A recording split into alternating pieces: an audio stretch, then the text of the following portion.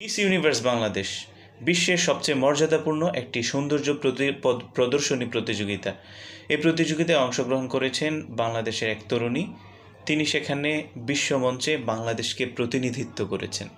এখন কথা হচ্ছে, এই বিষয়টি কি আমাদের জন্য কি আদৌ গর্বের বিষয় নাকি লজ্জাজনক বিষয়? এটা নিয়ে আমরা আজকে কথা বলবো। দেখেন, আমরা যখন বিশ্বমঞ্চে বাংলাদেশকে প্রতিনিধিত্ব করছি, বিশ্বমঞ্চে বাংলাদেশকে প্রতিনিধিত্ব করা মানেই এই নয় যে আমি বাংলাদেশের জন্য একটা অর্জন, একটা সম্মান, একটা গৌরব বয়ে নিয়ে আসছি। এখন আমাদেরকে দেখতে হবে যে আসলে আমি কিভাবে আমার দেশকে আমি প্রতিনিধিত্ব করছি। মিস ইউনিভার্স বাংলাদেশে ফার্স্ট হতে হলে তাকে প্রচণ্ড রকমের অশ্লীল পোশাক পরতে হয়। এই অশ্লীল পোশাক যদি না পরা হয় তাহলে সে ফার্স্ট হতে পারে না এবং সে টপ 10 বা টপ 13-এর মধ্যে আসতে পারে না। তো আমাদের বাংলাদেশি সেই বোন, সেই তরুণী, তিনি সেই নোংরা অশ্লীল পোশাক পরেই বাংলাদেশের প্রতিনিধিত্ব করেছেন এবং বাংলাদেশকে সেখানে উপস্থাপন করেছেন। সম্মানিত শ্রোতামণ্ডলী, আমার মতে এই বিষয়টা বাংলাদেশের জন্য খুবই লজ্জাজনক।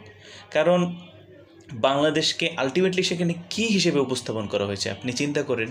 মানে এমন একটা প্রতিযোগিতা যেখানে আপনি আপনার সৌন্দর্য প্রদর্শন করছেন, বাট একটা স্টেজে গিয়ে আপনাকে প্রচণ্ড রকম নোংরা অশ্লীল হতে হয়। এই নোংরা এবং অশ্লীলতা ধাপের মধ্য দিয়ে গিয়ে আপনি আলটিমেটলি ফার্স্ট হন। তো সেখানে যদি আপনি বাংলাদেশের প্রতিনিধিত্ব করেন, এর মানে কী হলো? এর মানে হচ্ছে যে আপনি অশ্লীলতায় বাংলাদেশকে আপনি প্রতিনিধিত্ব করছেন। আপনি সেখানে ফার্স্ট হলেন মানে কি? আপনি সেখানে ফার্স্ট হলেন মানে হচ্ছে আপনি সবচেয়ে বেহায়া, আপনি সেখানে সবচেয়ে নির্লজ্জ, আপনি নির্লজ্জতায় সবাইকে ছাড়িয়ে গেছেন, আপনি অশ্লীলতায় সবাইকে ছাড়িয়ে গেছেন, যার কারণে আপনি সেখানে ফার্স্ট হয়েছেন।